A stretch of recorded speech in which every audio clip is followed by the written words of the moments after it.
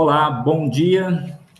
Sejam todos muito bem-vindos e bem-vindas à nossa live do curso de escuta especializada, né, uma parceria da Prefeitura de São José dos Campos, com a Universidade Corporativa do Brasil e Equidade.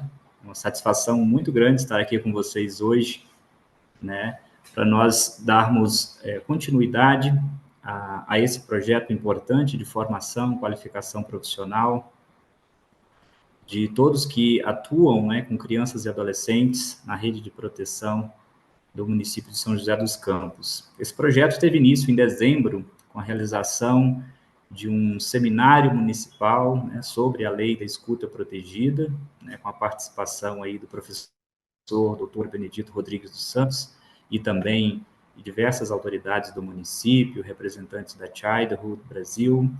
Foi um momento significativo, né, de início de uma caminhada de parceria.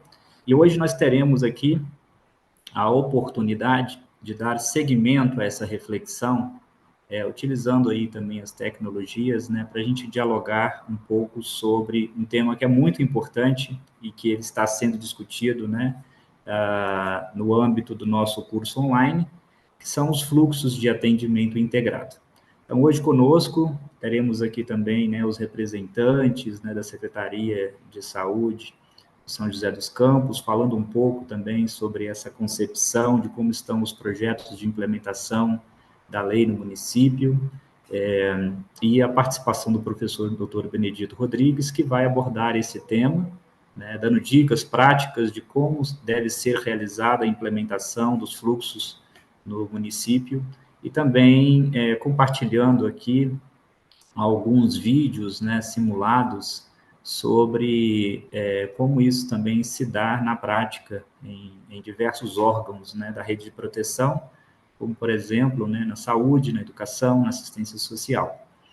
Então, sintam-se acolhidos, sejam muito bem-vindos, bem-vindas, né? Caso tenha alguma dúvida ao longo dessa nossa live, vocês podem registrá-la aí no chat, que ao final desse encontro nós vamos aqui repassar essas dúvidas, essas questões, essas reflexões para o professor Benedito respondê-las também aqui ao vivo, tá bom? Nesse momento eu convido, então, a Marta Brasil, né, representante aqui da Secretaria de Saúde do município, que vai fazer uma acolhida nesse nosso encontro. Marta, seja muito bem-vinda. Obrigada, Igor, pela apresentação. Obrigada, professor Benedito, por estar conosco, né, nesse momento rico, né, um momento único aí de aprendizado. Bom dia a todos e todas, né, por estar conosco, disponibilizar esse tempo para passar essa finalzinho de manhã com a gente, né. Sabemos que estamos nesse aumento de casos de dengue, todas as unidades aí correndo no atendimento, né. Mas que bom que vocês puderam estar conosco aqui nesse momento, nessa primeiro encontro online, né? Para a gente falar um pouquinho aí sobre a lei da escuta especializada. Tá bom? Então, fazer essa abertura, acolher vocês, espero que vocês absorvam bastante informações para junto, né, em conjunto com a vigilância, futuramente a gente poder discutir mais um pouco e auxiliar na implementação de políticas públicas no nosso município. Tá bom? Aqui junto com a Fátima, já que ela se apresenta também. Muito obrigada, viu?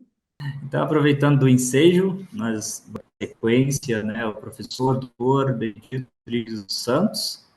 O professor Benedito é uma das maiores referências, né, na área do direito da criança e adolescente no Brasil. Teve aí uma participação ativa na elaboração do Estatuto da Criança e do Adolescente e foi a grande liderança que ajudou na elaboração e na implementação da lei da escuta protegida no Brasil. Professor Benedito, seja muito bem-vindo. Então, eu gostaria de dar aqui o meu bom dia a todos vocês que estão aqui nos assistindo, uma saudação muito especial à equipe que ajudou a preparar esse evento, né, aqui na figura da Marta. Queria sempre dizer para o professor Igor, é sempre muito generoso na apresentação dele. O que eu me considero mais é um lutador persistente pelo fim da violência contra crianças e adolescentes. A gente sempre tem a mania de dizer que a violência não é natural. Ela é aprendida, ela é prevenível e ela é eliminável. E a gente está nesse grande esforço aqui para que isso aconteça, né? Eu queria lembrar vocês também aqui que a Lei 13.431 de 2017, considerada denominada Lei da Escuta Protegida, ela é mais do que a escuta, né? Ela originou daquela pergunta, né, que a gente falou quando eu estive aí presencialmente, que era: por que depois de 33 anos de enfrentamento da violência contra criança e adolescente, nós produzimos algum resultado, com certeza, mas tão pouco resultado nos indicadores gerais de violência contra criança e adolescente, né? A gente tem aqui os conselhos tutelares aplicando medidas contínuas, nós temos não é, os CREAs atendendo essas crianças, nós temos os promotores, defensores e juízes atuando, né? E, no entanto, a gente não tem conseguido fazer progresso significativo na redução da violência contra criança e adolescente. Veio aí aquele, aquela pergunta, né, aquele diagnóstico que a gente já falou com vocês aqui, a necessidade de políticas de prevenção, a necessidade da gente atuar mais articuladamente, coordenadamente, porque cada um, né, de se constituir verdadeiramente uma rede, o sistema de garantias de direitos da criança e do adolescente, não é? A necessidade da gente ter métodos de tomada de depoimento de escuta de crianças, não é? E também o sistema de monitoramento dos casos, de gestão dos casos de violências. Um dos aspectos inovadores da lei é, primeiro, a convocatória para que segurança pública e justiça formem parte da rede de proteção. E a segunda grande contribuição da lei, além de definir as formas de violência, foi a definição de medidas muito concretas para uma atuação intersetorial. Nenhum órgão que está aqui participando deste evento sozinho vai conseguir prevenir ou eliminar a violência contra a criança e adolescente. Mas, então, um dos aspectos-chave dessa lei é esse trabalho intersetorial. Mas a lei também, além de estabelecer as diretrizes, né, com seu decreto 9.603 de 2018, estabelecer alguns mecanismos que essa rede a se materializar, esse esforço coletivo se materializar.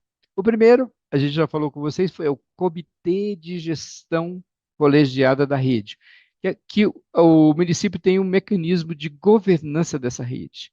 O Estatuto criou o sistema de garantia, os vários órgãos, mas não estabeleceu quem coordena, como se coordena esse mecanismo. Então, o mecanismo de governança é muito importante, mas a gente já falou disso no momento que nós estivemos presente com vocês aí, né? O segundo é a importância de o mapeamento dos gargalos, né, para que a gente possa prosseguir e ver concretamente o que é que precisa ser, quais são os desafios a serem vencidos.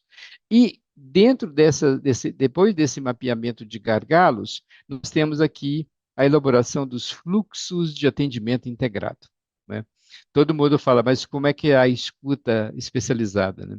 Eu vou dizer para vocês que a escuta vai depender muito, especializada, vai depender muito do fluxo de atendimento integrado no município. Vocês vão me dizer, a saúde já tem o seu fluxo, possivelmente vários atores, conselho tutelar já praticam o fluxo mesmo que não está escrito, mas a importância de se ter o fluxo integrado, integral, de todos os segmentos que atuam no atendimento às crianças e adolescentes vítimas de violência. Não basta um segmento ter o seu fluxo, né, e dizer como é que ele vai se relacionar com os outros. É preciso ter um mapa, né, do fluxo integrado do município.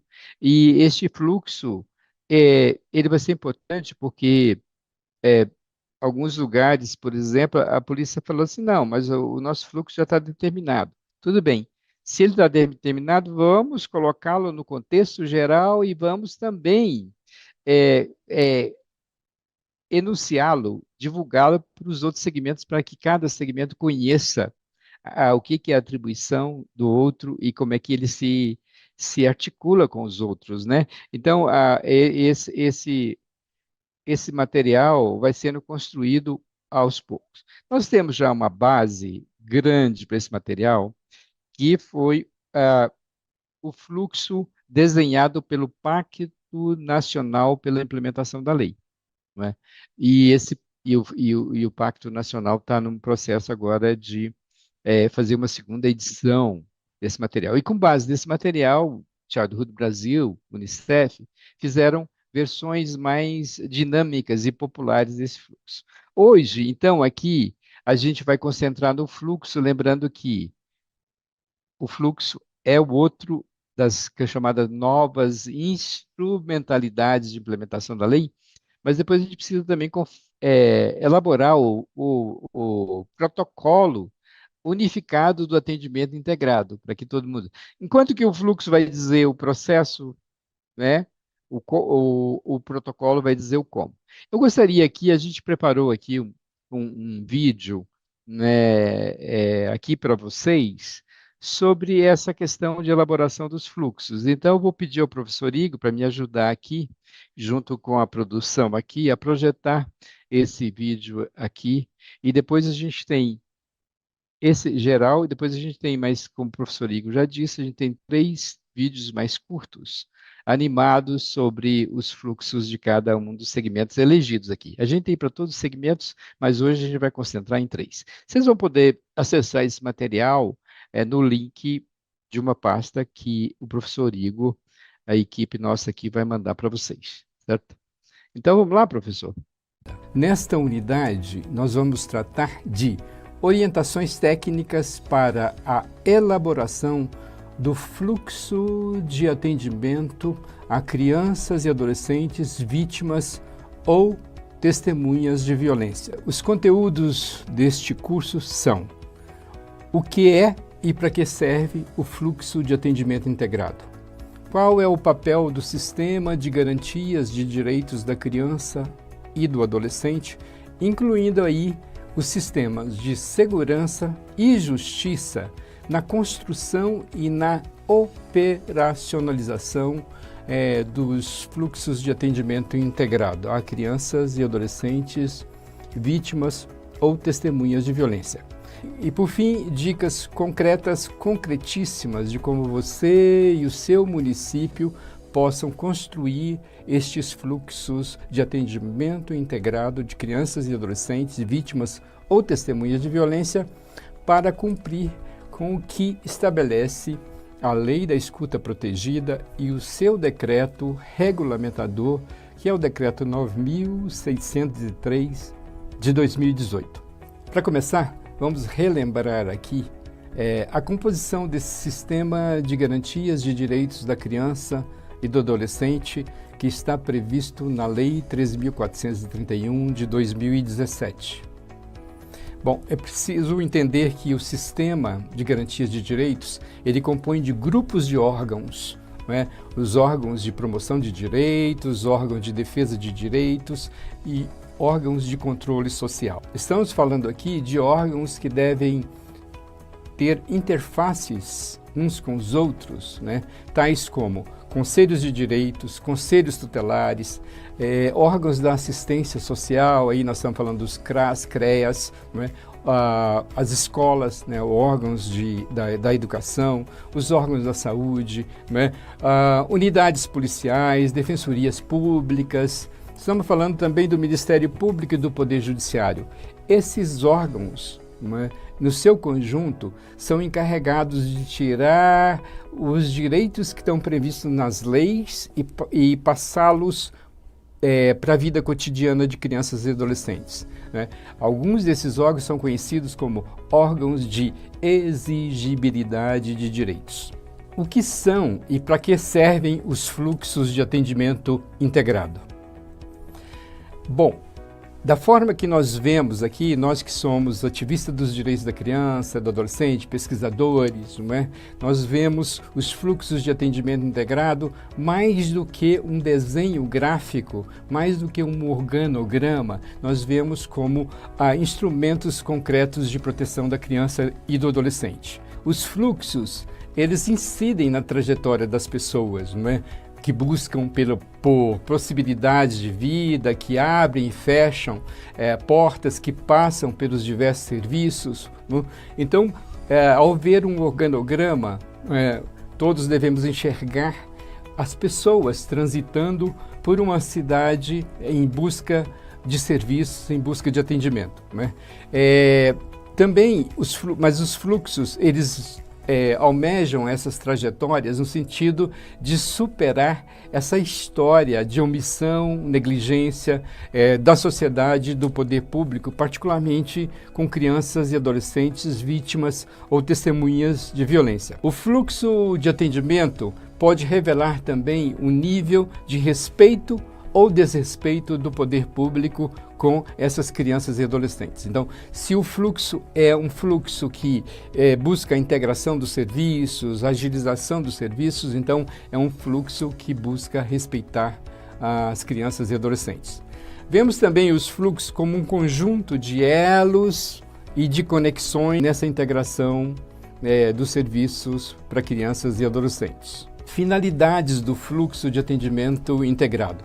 O fluxo ele evidencia um caminho que deve ser percorrido de maneira efetiva para a promoção, defesa e controle dos direitos da criança e do adolescente, porque são uma resultante das políticas públicas e, ao mesmo tempo, as impactam no sentido de concretizar a missão precípua de assegurar os direitos da criança e do adolescente.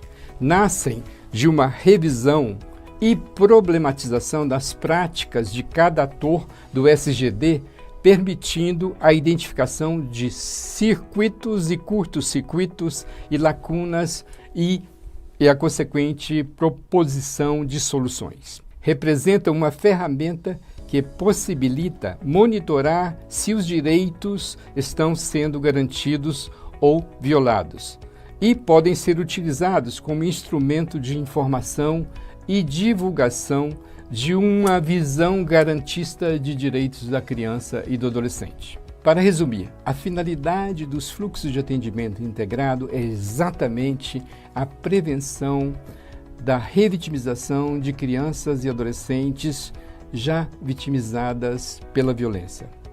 Vamos relembrar aqui os marcos legais para o desenho dos fluxos de atendimento integrado a crianças e adolescentes previstos no Decreto 9.603 de 2018. No seu artigo 9º, o Decreto 9.603 de 2018 diz que os fluxos devem incluir ações como uma ação de acolhida ou acolhimento de crianças e adolescentes vítimas ou testemunhas de violência, a escuta especializada pelos órgãos de proteção, o atendimento da rede de saúde e de assistência social, a comunicação ou notificação aos conselhos tutelares dos fatos ocorridos, a comunicação ou notificação dos fatos ocorridos à autoridade policial, a comunicação ao Ministério e também deve incluir o depoimento especial de crianças e adolescentes, seja na esfera policial ou na esfera judicial. E ainda deve constar nestes fluxos de atendimento integrado a aplicação da medida de proteção pelos conselhos tutelares, caso estas sejam necessárias. O Decreto 9.603 de 2018, ele abre possibilidades para se agregarem outras medidas, outros passos nestes fluxos. E por isso sugerimos aqui mais alguns. O primeiro seria o apoio e a preparação da criança e do adolescente para o depoimento especial, particularmente na fase judicial. E outra medida seria o acompanhamento dessa criança no pós-depoimento especial, porque é muito importante, elas ficam muito sensibilizadas, muito tocadas quando prestam um depoimento especial. E por fim, é que esse acompanhamento ele seja permanente, né? Do início da revelação ao pós-depoimento, até que os direitos da criança sejam restaurados e essa criança receba o atendimento devido. Vamos falar agora da metodologia de construção dos fluxos de atendimento integrado. Um dos primeiros princípios a serem observados é a utilização de uma metodologia participativa. É muito importante que todos os segmentos que interagem com a criança e o adolescente participem dessa construção, né? Que seja o resultado de uma construção coletiva dentro de uma visão sistêmica que busca a proteção integral de crianças e adolescentes e que a criança seja o centro, né, deste fluxo de atendimento integrado. O segundo princípio é que ele deve ser construído desde o momento da revelação, da primeira porta de entrada, até a etapa final, quando a criança passar pelo depoimento especial e quando ela for finalmente acompanhada pela rede de proteção. Estamos falando então de um desenho lógico, de uma trajetória que se inicia com a revelação espontânea, com o comunicado do fato às autoridades, segue por toda a rede de serviço até o depoimento especial e o pós-depoimento, quando a criança deve ser acompanhada até seus direitos serem restaurados, reparados, até que cesse a violação desses direitos. Mais uma dica é que os fluxos devem ser adaptados às diferentes redes, às diferentes localidades, de acordo com as especificidades locais.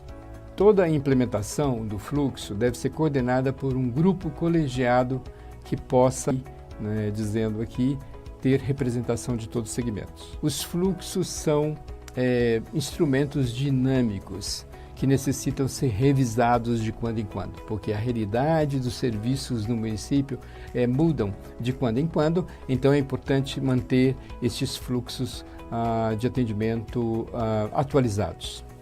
Agora vamos ver o passo a passo para a construção dos fluxos de atendimento integrado. Queria lembrá-los aqui que o fluxo base que nós temos para começar o trabalho nos municípios é o fluxo aprovado pelo Pacto Nacional de Implementação da Lei 13.431 de 2017. Neste Pacto Nacional estão reunidos todos os órgãos, todas as instituições que têm responsabilidade sobre o atendimento de crianças e adolescentes vítimas ou testemunhas de violência. Então, por exemplo, nós temos os ministérios da Cidadania, o Ministério dos Direitos Humanos, da Saúde, da Educação, da Justiça. Nós temos também o Poder Judiciário. Então, são vários órgãos que se reuniram e a primeira decisão destes atores foi exatamente desenhar um fluxo padrão que deve ser adaptado em todo o país. A primeira etapa para a construção desses fluxos é o planejamento das oficinas. O que deve constar neste planejamento? Quem deve participar das oficinas, qual a metodologia vai ser utilizada, quais são as ferramentas para fazer o desenho do fluxo, quem vai ajudar a sistematizar os resultados da oficina, né? E atividades prévias que possam facilitar um bom desenvolvimento, o bom desempenho dessas oficinas.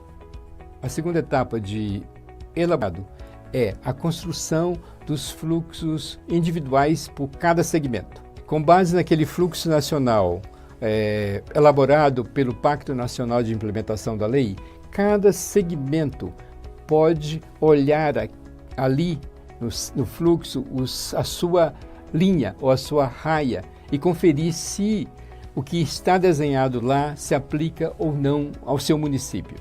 Bom, se aplicar, muito bem, você já tem o fluxo desenhado por segmentos. Se não se aplicar, é preciso incorporar mudanças naquela linha do segmento. Além do fluxo nacional, a Childhood Brasil e o Fundo das Nações Unidas para a Infância desenharam um conjunto de materiais, de instrumentos que podem ser úteis a vocês neste momento de construção de fluxos de atendimento integrado.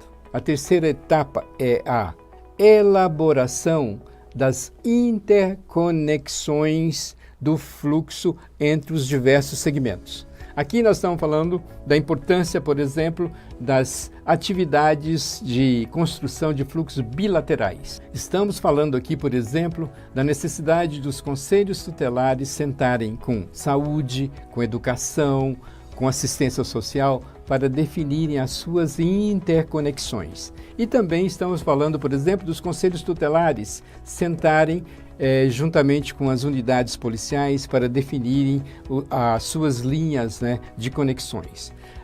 Então é muito importante que cada segmento, por exemplo, unidade policial e sistema de justiça acordem os seus fluxos, né, intercâmbios de informações e que possa então ir completando esse mosaico do chamado fluxo de atendimento integrado. Depois das oficinas bilaterais, multilaterais, aí é o momento da gente enxergar todo o fluxo e ver se as linhas de conexões, de intercâmbios de informações, de encaminhamento de serviços, se elas estão todas desenhadas. A partir daí, temos somente o processo de validação ou aprovação desses fluxos pelo comitê gestor, se já tiver. É importante também que o Conselho Municipal dos Direitos da Criança e do Adolescente estabeleça uma resolução, edite uma resolução aprovando e validando esses fluxos de atendimento integrado. Vamos mostrar aqui, neste vídeo, alguns exemplos de fluxos para que vocês tenham uma ideia visual da construção de um fluxo de atendimento integrado.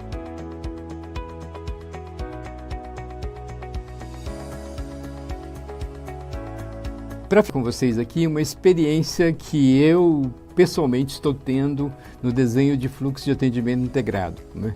Eu participei da construção dos fluxos de atendimento integrado junto ao município de Vitória da Conquista, uma experiência apoiada pela Childhood Brasil e pelo Fundo das Nações Unidas para a Infância. O primeiro aspecto a ser notado é que houve uma inversão na lógica, né, de fluxo centrado nos órgãos para fluxo centrado na proteção da criança e do adolescente. A outra lição aprendida foi que foi necessário uma repactuação das atribuições dos diversos órgãos.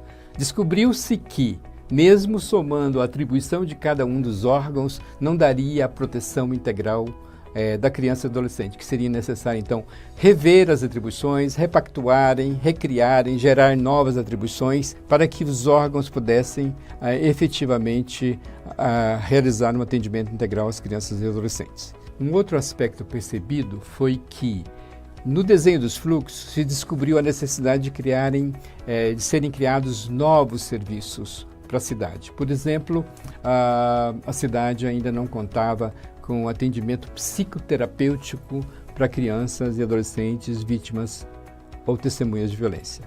Mais um aspecto que eu gostaria de destacar foi a criação de pontos de sinergia entre os atores da rede de proteção e cuidado de crianças e adolescentes, né?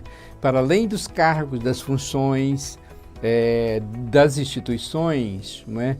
Para além do aspecto institucional, o que a gente percebeu foi que gerou uma outra rede de cuidados baseado nas pessoas, nos pontos focais, né, que a gente está denominando de pontos de luz, né, para que as violações dos direitos da criança e adolescente saiam da invisibilidade. Mais um detalhe, foi uma coisa curiosa que eu observei. No momento em que nós estávamos discutindo os fluxos de atendimento integrado nas reuniões bilaterais, nós percebemos uma quantidade que eu estou chamando de interseccionalidade tensa. muitas tensões geradas ao longo destes anos de Estatuto da Criança e do Adolescente, vamos dizer, interconexões e tensões que eram mal resolvidas, né? E na medida que se criou um canal aberto para se rever ou dialogar sobre os fluxos entre os órgãos, houve também uma espécie de quase, eu diria, uma espécie de terapia grupal da rede de proteção e cuidado. Então, resumindo, o momento de desenho dos fluxos de atendimento integrado foram muito produtivos, mais produtivos além do que simplesmente sair com um desenho, um organograma dos serviços, né? Houve também um momento de aproximação dos atores, de interconexão e de geração de uma rede de fato de cuidado, a rede de cuidado de crianças e adolescentes vítimas ou testemunhas de violência. Bom, chegamos ao final deste nosso encontro. Aguardamos todas e todos para o nosso próximo.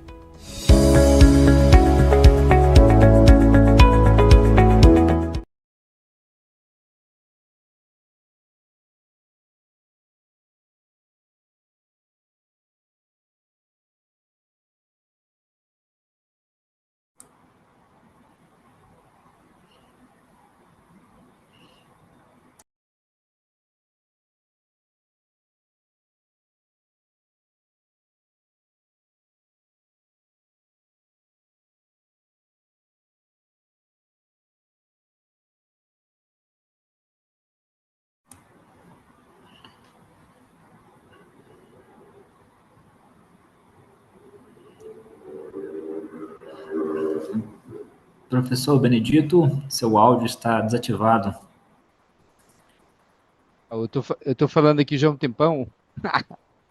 Eu queria dizer então para vocês que vocês acabaram de ver esse vídeo. A gente tem muita curiosidade para ouvi-los, né? Os seus comentários, aspectos que possam ser relevantes ou aperfeiçoados e tudo, né? Então, mais importante do que o desenho lógico do fluxo, né, é essa construção de sinergias, essas desobstruções de canais, de aspectos tensos, né, de recolocar, repactuar as atribuições do sistema de garantias e de fazer isso dentro do marco bem participativo que todos conheçam, né? E aí, lógico que é importante que o município gaste, eu diria, gaste não, eu diria invista tempo nessas definições. Isso com certeza vai render muito para frente. Agora, na sequência, o pacto também desenhou alguns fluxos mais individualizados, né? Eu queria pedir aqui a assessoria, nossa equipe aqui de produção, o professor Igor, para colocar o fluxo da saúde, né? Lembre-se que ele é um fluxo, eu tenho acompanhado os fluxos, o desenho dos fluxos em Campinas, aí, né, no estado de São Paulo. E, lógico, o fluxo que vocês vão ver é um fluxo geral, né, mas ele dá uma ideia de como que a gente pode, como servir uma base para que, se o município já tem o desenho, com certeza a saúde está sempre muito antenada no tema dos fluxos e tudo, mas das conexões que precisam ser elaboradas depois do advento da Lei 13.431 de 2017. Então, vamos lá com o fluxo da saúde. Muito Vamos obrigado. agora conhecer o fluxo de atendimento da saúde. Ele é parte do fluxo geral do Sistema de Garantia de Direitos da Criança e do Adolescente, criado para atender a Lei 13.431 de 2017, conhecida como Lei da Escuta Protegida. O fluxo tem início quando o hospital ou posto de saúde tem o conhecimento do fato. Isso pode ocorrer de diversas formas: por meio do relato espontâneo da criança ou adolescente durante um atendimento médico, porque algum adulto ou colega da vítima relatou o caso, ou porque o Conselho Tutelar ou outro órgão do Sistema de Garantia de Direitos comunicou ao hospital ou a outra unidade de saúde uma ocorrência, Pode acontecer também de o profissional de saúde identificar algum sintoma ou marca no corpo da criança ou do adolescente durante um atendimento médico que indique violência ou abuso sexual. É importante notar que os órgãos de saúde podem tanto ser a porta de entrada do processo, quanto podem integrar um fluxo de atendimento que teve início em outro ponto da rede. Enquanto atende a vítima, a unidade de saúde deve fazer 2 comunicados: realizar o registro no SINAM e, nos casos originários da própria saúde, comunicar o conselho tutelar. Durante o atendimento, o médico irá averiguar a necessidade de realização das medidas profiláticas e ou de encaminhamento para o atendimento de saúde mental e também a outros órgãos do serviço de saúde ou do sistema de proteção, caso necessário. Durante todo o fluxo de atendimento, é essencial a comunicação entre os atores do sistema de garantia de dados. É a clareza sobre o que já foi feito e o que resta fazer no atendimento da criança ou adolescente que garantirá a sua proteção integral. O termo técnico para essa troca dinâmica de informações entre os atores do fluxo é referência e contrarreferência. É importante ressaltar que todos os atendimentos que ocorrem ao longo do fluxo, desde o primeiro contato com a criança ou adolescente, devem seguir os preceitos da Lei 13.431/2017 e do Decreto número 9.603/2018. Portanto, todos os profissionais da área da saúde devem seguir os procedimentos para a escuta especializada. A lei preconiza que se evite fazer perguntas à criança ou ao adolescente, a não ser que sejam indispensáveis ao atendimento e encaminhamento do caso. Se questionamentos forem imprescindíveis, deve-se perguntar o mínimo necessário, de maneira respeitosa, sem perguntas invasivas ou que possam causar constrangimento. Vale lembrar que muitas informações podem ser colhidas com os demais atores do fluxo de atendimento e com o adulto que acompanha a criança ou adolescente, preservando-a assim da necessidade de falar repetidas vezes sobre o assunto. Haverá um momento e o local adequados para que a criança ou o adolescente faça isso de maneira protegida.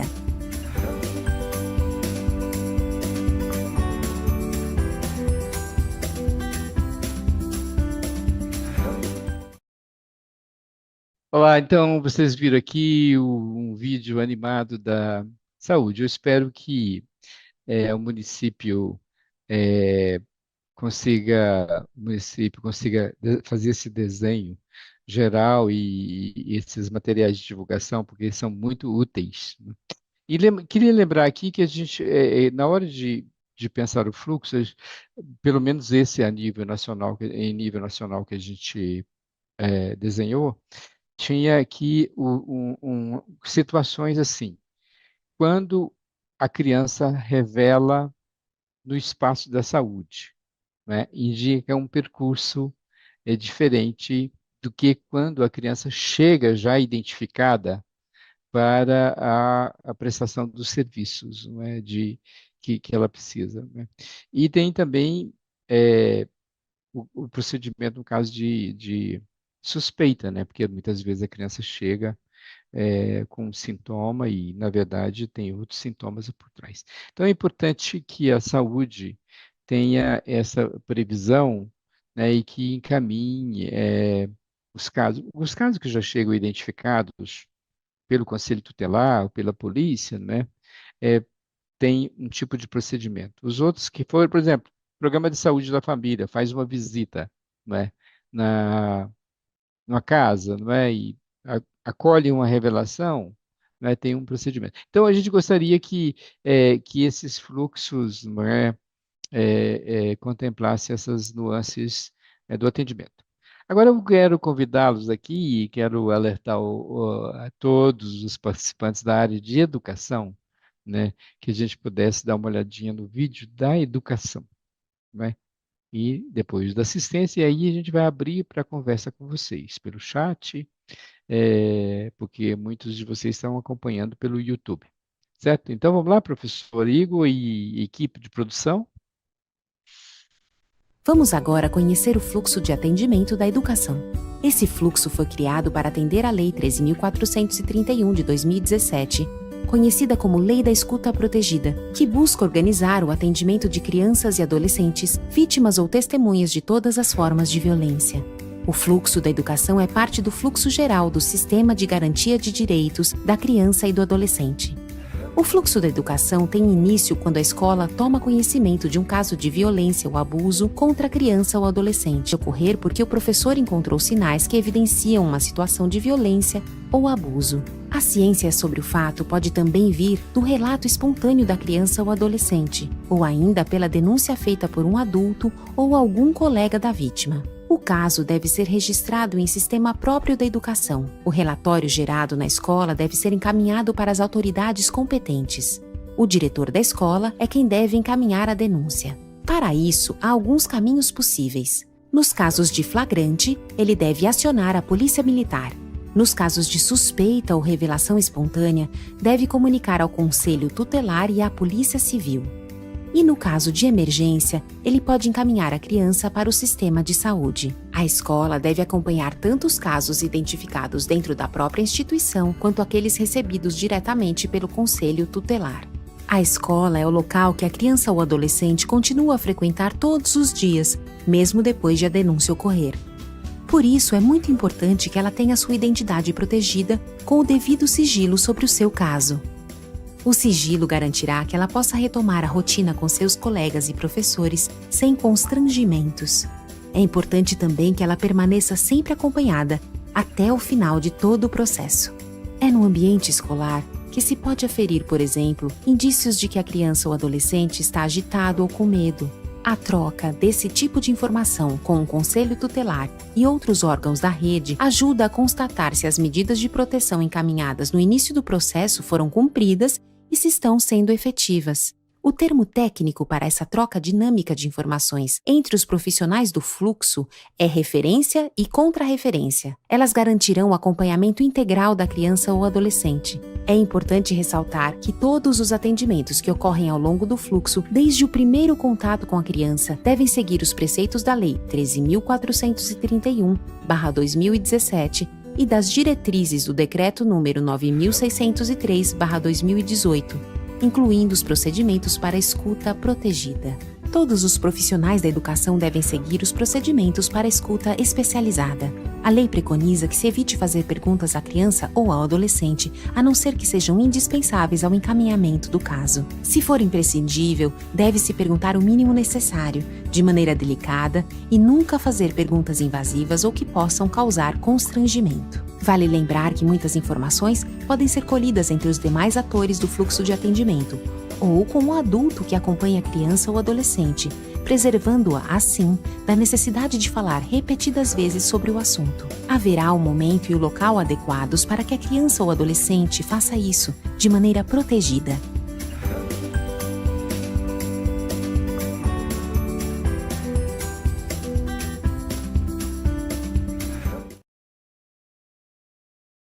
Então, vocês viram aqui no fluxo da educação, vocês sabiam, aqui o Brasil produziu ainda poucas pesquisas sobre as condições de revelação de situações de violência, mas eu tenho acesso aqui a algumas pesquisas internacionais.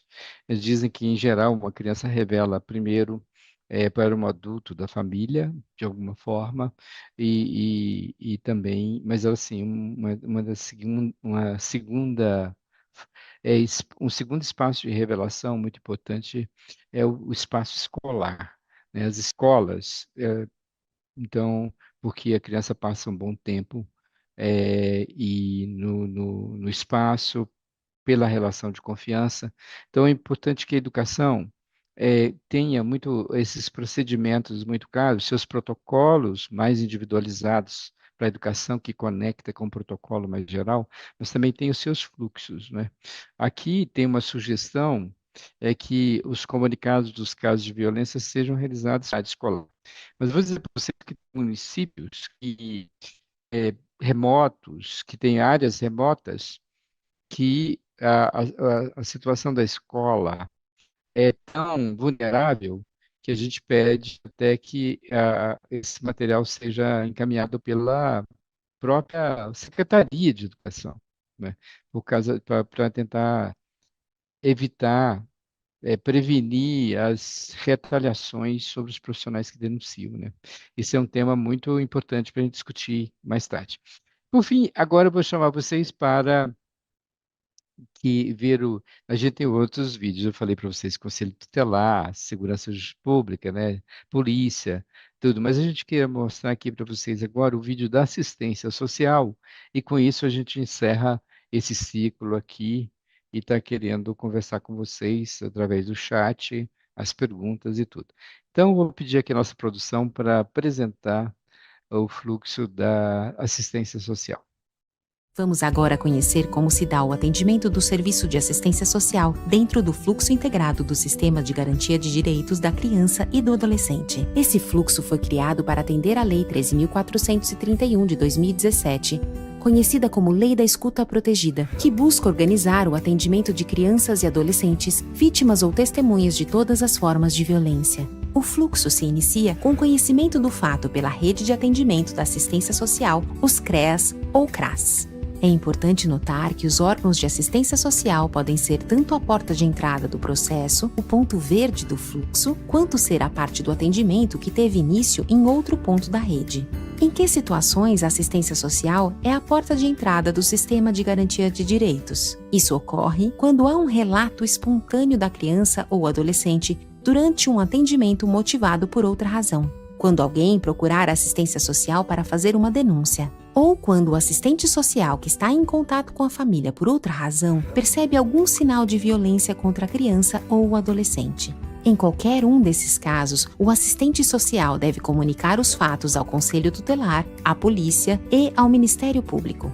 Outra situação é quando a assistência social é acionada para dar atendimento de um caso que teve início em qualquer outro órgão da rede de proteção. Esse órgão pode ser a escola, o serviço de saúde, os órgãos de segurança ou o sistema judiciário, por exemplo. Em ambas as situações, a criança ou adolescente passa a ser atendido pelo Sistema de Assistência Social. Há dois tipos de órgãos da assistência social. O CRAS, Centro de Referência de Assistência Social, que oferece serviços básicos tais como o acompanhamento do Bolsa Família, o auxílio-doença, entre outras ações voltadas à prevenção de situação de risco e ao fortalecimento de vínculos familiares e comunitários.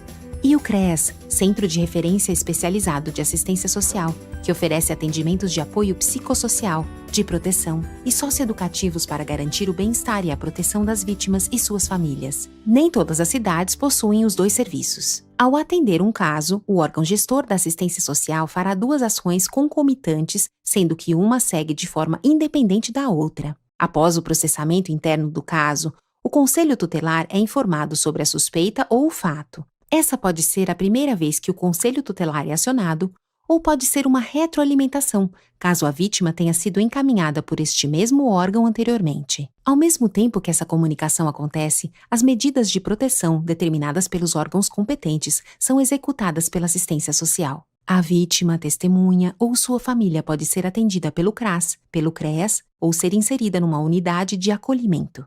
Em caso de suspeita de violência contra a criança ou adolescente no serviço de acolhimento, deve-se notificar o Poder Judiciário. O atendimento da rede de assistência social e o acompanhamento das primeiras medidas contínuo ao longo de todo o processo. Quando necessário, o fluxo pode incluir o encaminhamento para os serviços de saúde mental.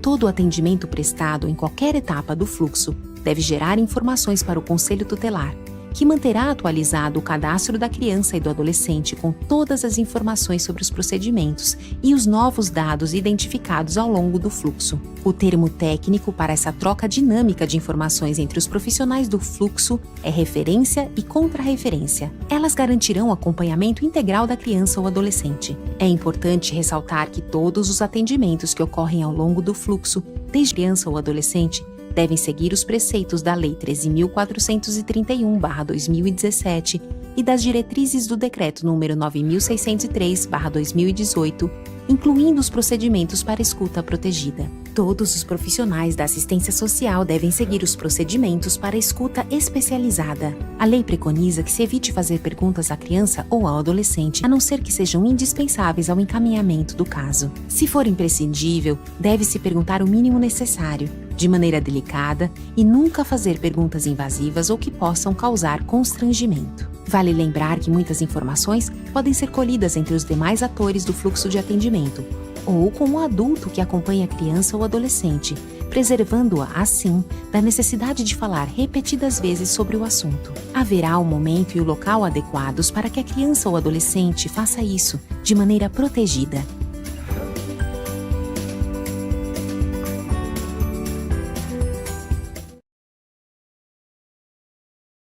Então, gostaria aqui de um breve comentário, para a gente dar prosseguimento aqui e também ouvir vocês.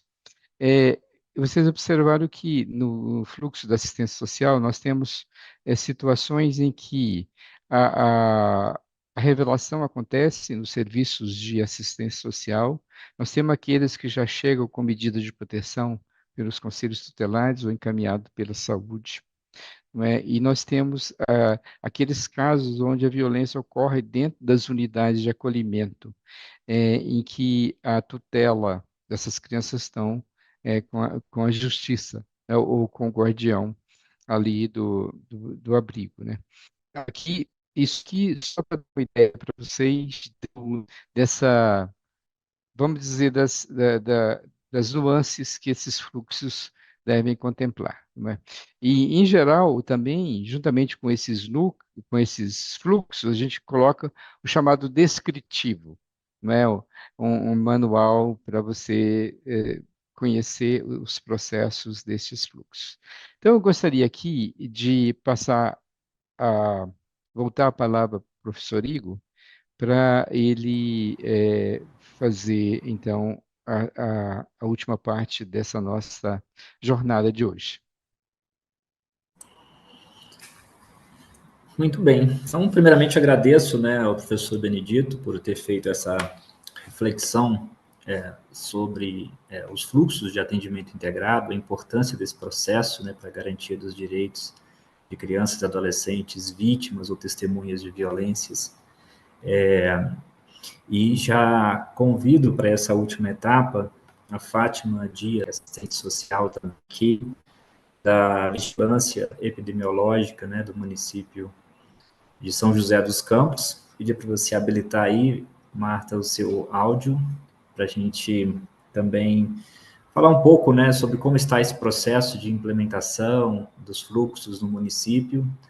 Né, seja muito bem-vinda. Obrigada, Igor. Bom dia, professor. Bom dia a todos. Aqui em São José, a gente está passando por um processo de revisão desses fluxos. Na verdade, já havia concebido um fluxo que foi pensado anteriormente, em 2020, mais ou menos, com um processo de vários anos, né, dessa junção de segmentos que lidam, trabalham, né, com a violência. E agora a gente está passando por um período de revisão junto à promotoria de atendimento às questões da violência aqui em São José.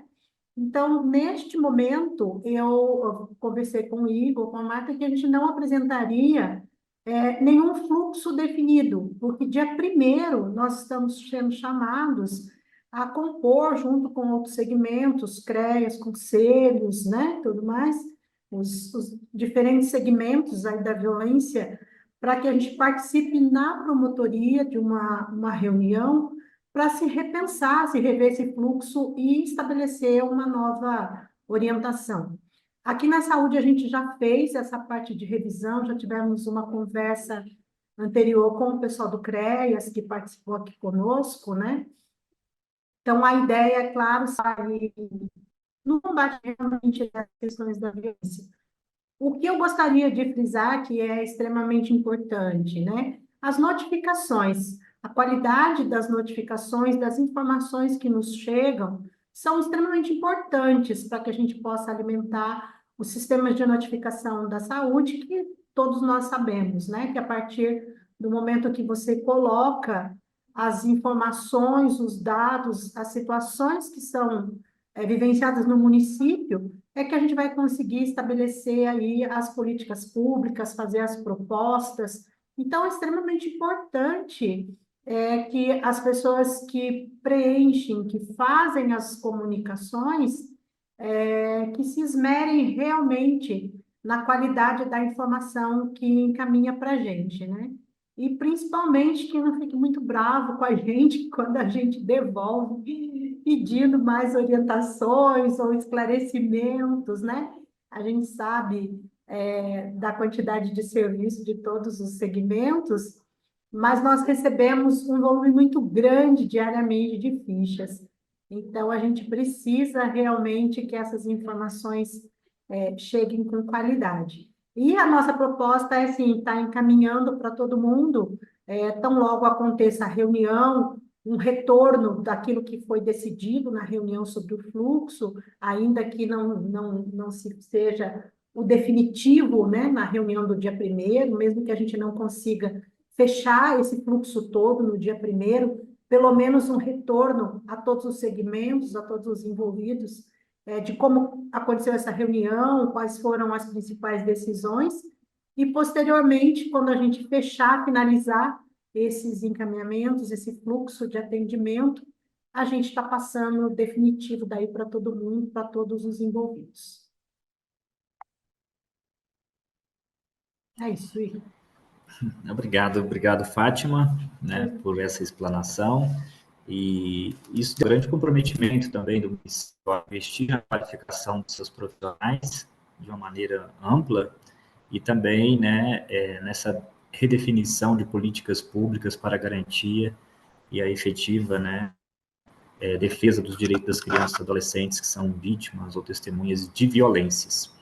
Vamos então agora à etapa final desse nosso encontro, né, o nosso bate-papo com o professor Benedito Rodrigues dos Santos. Vou pedir então aqui a nossa produção para compartilhar a tela e vamos fazer aqui alguns comentários que os estudantes fizeram aqui no chat. Se vocês tiverem alguma dúvida ainda, né, sobre esse assunto, sobre o tema também, né, da própria escuta especializada, implementação na rede de proteção do município, deixem aqui o comentário de vocês, que a gente vai fazendo essa interação ao vivo, tá bom? Então, vamos lá. O primeiro comentário que nós tivemos aqui, professor Benedito, foi da Selma Assis. Então, ela fala, né, que é preciso investimento e vontade de querer construir esse fluxo de atendimento, que com certeza só traz benefícios para a população atendida.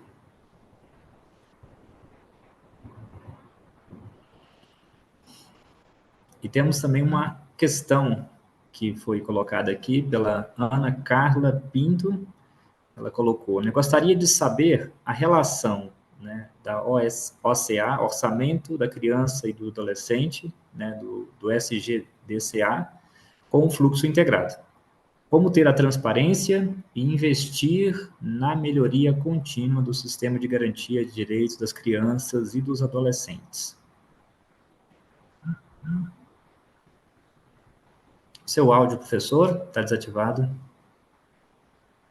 Isso é muito interessante sua questão, Carla, porque eu acho assim, que quanto mais o município definir a política de atendimento aos direitos da criança e do adolescente, quanto mais a elaborar o plano, né, sobretudo o plano decenal de promoção, proteção e defesa dos direitos da criança e do adolescente, definir esses instrumentos mais claro, né, mais claros vão ficando as necessidades de orçamento, né, e de garantia para o aperfeiçoamento desse atendimento, né. Eu vou dar um exemplo aqui, por exemplo, um exemplo de que antigamente a gente tinha os sentinelas, que fazia um atendimento mais mais psicoterapêutico, né? Psicossocial, psicoterapêutico, diferente, né? Então, esse fluxo e a pactuação dele pode desenhar, indicar novas necessidades de serviços, né, que necessita financiamento, né? Então, eu vejo assim que tem uma relação direta, né? Agora, esses esforços também, eles levaram a repensar da lei, da chamada lei não é, da lei orçamentária do município, porque a forma de organizar o orçamento é muito difícil você estabelecer um controle sobre o OCA, porque é a dificuldade, né? Aí você tem que fazer uma longa operação de chamado custos diretos com a infância e custos indiretos, né? De calcular os custos indiretos. Mas tem uma relação direta, né? Quanto mais definido o fluxo, as necessidades de serviços forem apresentadas, né, para a gestão, para a parte financeira do município, melhor. Né, e isso ser contemplado no orçamento. Né? As despesas com por exemplo, a melhoria do atendimento integrado, né? Talvez a concentração de alguns serviços num espaço só. É isso, Ana Carla. Então, muita conexão entre OCA e o o OCA e os fluxos de atendimento e os protocolos de atendimento integrado. Professor Igor? Muito bem. Estamos aqui com algumas reflexões importantes, né, no nosso chat ao vivo. E aí eu trago agora, então, a contribuição da Vanessa Castro. Ela coloca aqui, né, que é importante ressaltar, né, que temos no município a Comissão Municipal de Prevenção e Enfrentamento à Violência, Abuso e Exploração Sexual de Crianças e Adolescentes. Muitas pessoas não conheciam. E aí ela faz uma reflexão importante aqui, né, que tem a participação de todas as secretarias nessa comissão, e que esse projeto, né, essa iniciativa iniciou recentemente, em 2023. Então, se o professor puder comentar também sobre a importância desses comitês, dessas comissões municipais, né? Agora, veja bem aqui, tinha uma perspectiva mais tradicional das comissões de enfrentamento da violência, né, que ela era um pouco, tinha uma missão um pouco diferente dos comitês de gestão colegiada da rede. Né? As comissões antigas, na perspectiva antiga, elas tinham mais funções diversas, tanto de sugerir políticas, não é, quanto organizar 18 de maio, né, elaborar o plano de enfrentamento da violência, não é? Já os comitês na verdade, o sistema de justiça e segurança participava muitas vezes como convidados. Né? Nesses mecanismos de gestão do pós, que estão previstos no decreto 9.603 de 2018, né? É importante que tenha todos esses segmentos e que esse comitê gestor exerça um papel mais de coordenação da rede de proteção mesmo, um papel mais coordenador e não somente consultivo. Não é? Então, eu vejo assim, eu não conheço a comissão de vocês, possivelmente ela está nesse caminho, já está muito bem encaminhada, ela foi de 2020, ela deve ter observado o prescrito no decreto 9.603 de 2018, né? Agora, é importante que esses comitês de governança sobre a rede tenham um mecanismo de gestão dos casos de violência, né? Seja informatizado ou seja, mesmo informal, né? Mas com certeza, se já tem uma comissão de enfrentamento à violência, com certeza vocês já estão muito avançados do ponto de vista de estabelecer esse mecanismo de governança sobre a rede de proteção e cuidado de crianças vítimas ou testemunhas de violência, né? Agora é o seguinte, e aqui a gente fala também violências, e não somente violência sexual, né? Porque a lei, lembra, Lei 13.431 de 2017, ela fala de violência física, ela fala de violência psicológica, várias formas de violência. Às vezes, alguns municípios estão surgindo muitas comissões, né? E a gente precisa ver como é que é um modelo de gestão para que isso seja otimizado. Mas aqui a gente está falando, então, não só violência sexual, né? Mas está falando de violências. Infelizmente, nós temos uma tradição de fazer planos de enfrentamento à violência sexual, e até na primeira infância, mas a gente não tem tradição de fazer plano de enfrentamento à violência física. né? E mesmo a violência letal, né? Então, eu acho que o chamamento da rede e da lei é para que a gente pense nesse espectro das violências contra a criança e adolescente. É, mesmo que cada uma delas tenha a sua estratégia específica. É isso, professor Igor.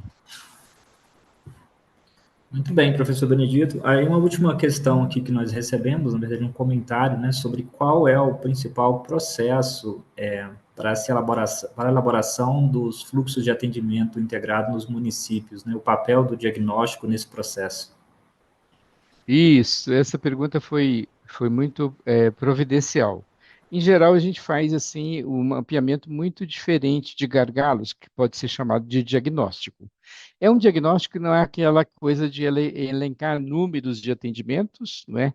Ele tem até um certo número, mas é como é que são os processos de atendimento, as metodologias, forma de escutar a criança, quais são os gargalos no encaminhamento da criança vítima de violência. É um tipo de mapeamento muito mais específico do que aqueles diagnósticos muito genéricos para a elaboração da política. Então, é muito importante. É muito importante elaborar esse diagnóstico, esse mapeamento de gargalos, primeiro, muito focado no atendimento a crianças vítimas de violência, as práticas de escuta, o que funciona, o que não funciona, né? E esse diagnóstico, veja bem, ele ele tem várias funções. A primeira delas é servir de uma linha de base qualitativa para o município para futuras avaliações, né? A gente quer dizer assim, hoje o município está com esse status de atendimento à criança vítima, né? Tem esses acertos, tem essas necessidades de avanço, né? É, esse linha de base, ele é um parâmetro para avaliações. O segundo, ele é fundamental para a elaboração do fluxo de atendimento integrado. Então, com base nesse mapeamento de gargalo, a gente vai localizar onde estão os problemas, né? E para você fazer o desenho dos fluxos. E vai servir também para mais de duas coisas esse mapeamento. Ele vai servir para o protocolo de atendimento, protocolo unificado do atendimento integrado. A gente está chamando, né? Criança vítima de violência, e para alimentar o plano de trabalho deste comitê, né? O comitê de gestão colegiada da rede tem um grande trabalho de coordenar esse diagnóstico, fluxo, desenho desses fluxos, desenho do protocolo, e depois disso fazer a gestão e o monitoramento dos casos de violências, né? Então, o comitê, e esse plano de trabalho tem muito o que dar conta. Por exemplo, Vitória da Conquista chegou à conclusão de que precisava de uma vara especializada em crimes contra crianças e adolescentes, né? Que a distribuição entre as varas criminais existentes era muito difícil. Então, o comitê, ao invés de só o sistema de justiça ir ao Tribunal de Justiça para pedir essa vara, o comitê foi junto, né? Então, o comitê pode ajudar nas soluções, é uma forma coletiva de enfrentar os problemas, não é, os desafios que o município tem para melhorar a qualidade do atendimento. Então, aí, o que a gente fala? Primeiro passo, desenhar esse mapeamento de gargalo, e depois a gente sugere que vá, mais ou menos como a gente falou no vídeo, por segmentos. Cada segmento olhe o seu, depois passe para as negociações bilaterais, trilaterais e multilaterais. Eu vejo que vocês estão muito avançados aqui, pela que a Fátima falou, já nesses acordos, né? Nesses acordos gerais dos vários fluxos. Agora, é importante aqui, a parte do fluxo da criança na polícia e no sistema de justiça precisa fazer parte desse desenho dos fluxos, né? é, Integrado, porque sem a participação da segurança e justiça, esse fluxo vai ficar na concepção tradicional de rede. que é assistência social, saúde, educação e até às vezes conselho tutelar. Mas veja bem, a criança, toda a rede de proteção precisa estar atento ao que acontece com a criança no sistema de segurança, no sistema de justiça. Não é? Eles precisam fazer parte dessa rede e a gente precisa saber o que acontece com essa criança no pós-depoimento especial. Uma revelação mexe muito com a criança e adolescente.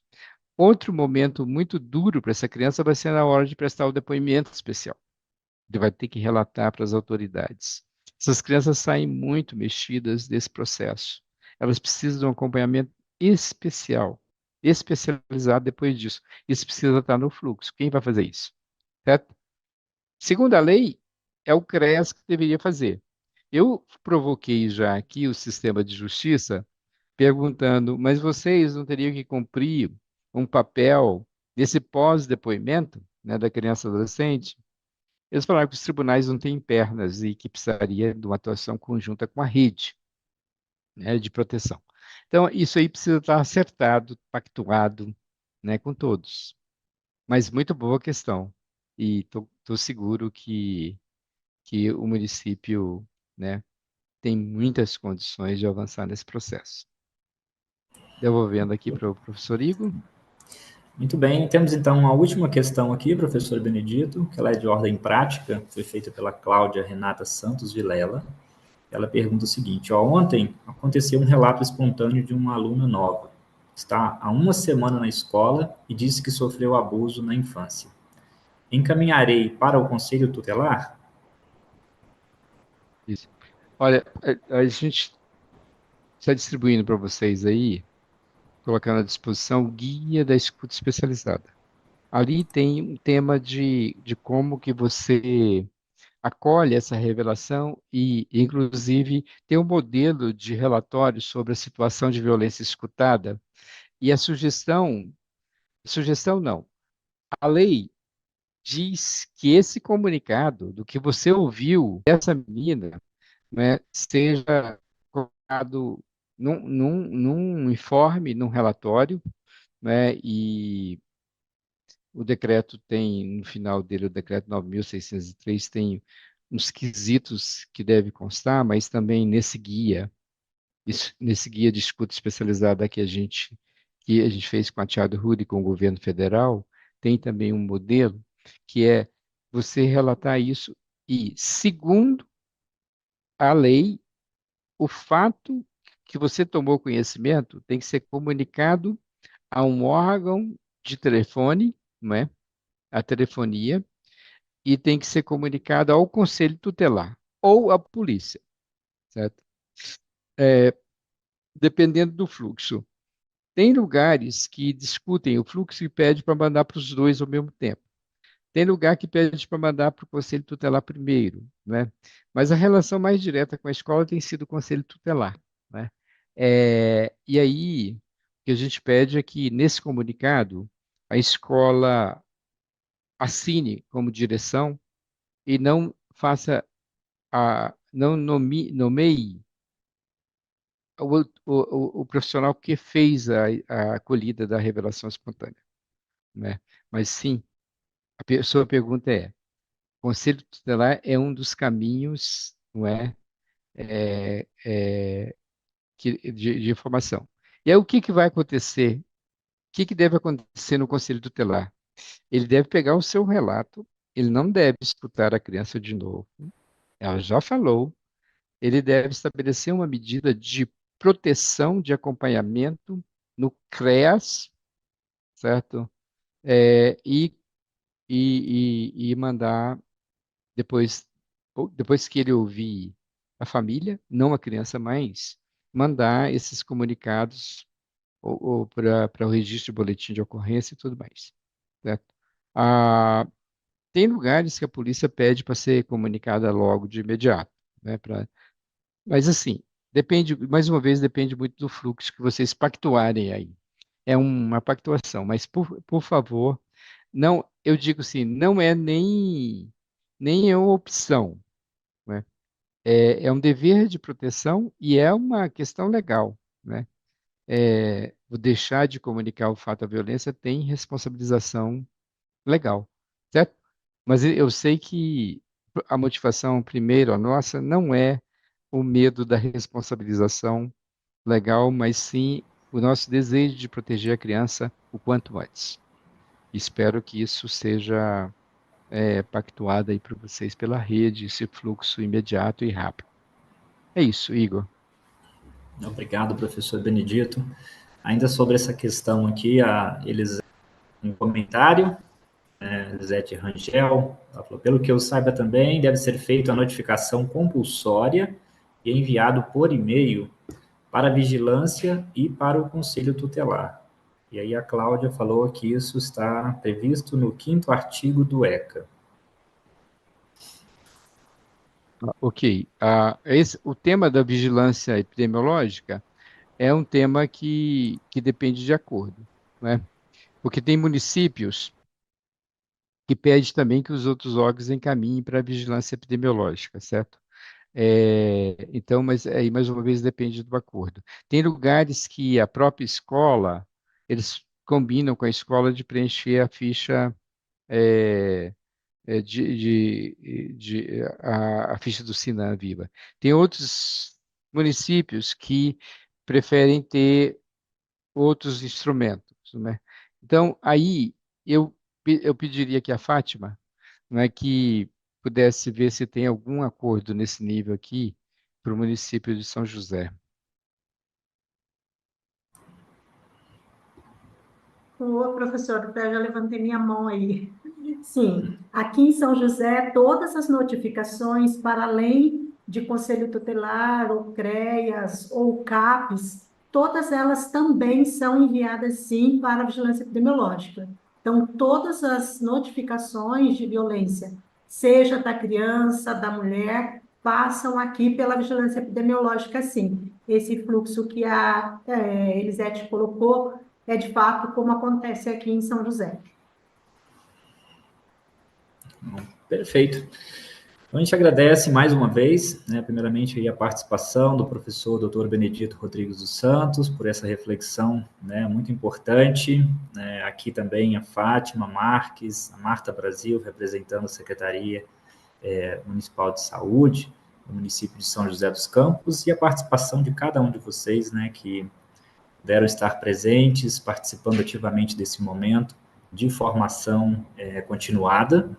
Nós gostaríamos também de reforçar a importância, né, de cada um de vocês se dedicarem também ao curso de escuta especializada que está sendo ofertado na modalidade híbrida. Isso significa que vocês têm uma etapa que ela é obrigatória, né, deve ser realizada online, um curso online preparatório, e em abril nós estaremos aí presencialmente com vocês, realizando, né, um encontro, um módulo presencial, com ênfase no guia prático da escuta especializada, tirando dúvidas e aprofundando essa reflexão, né, com cada um de vocês aí no município, e será um momento muito gratificante, né, também de encerramento desse processo.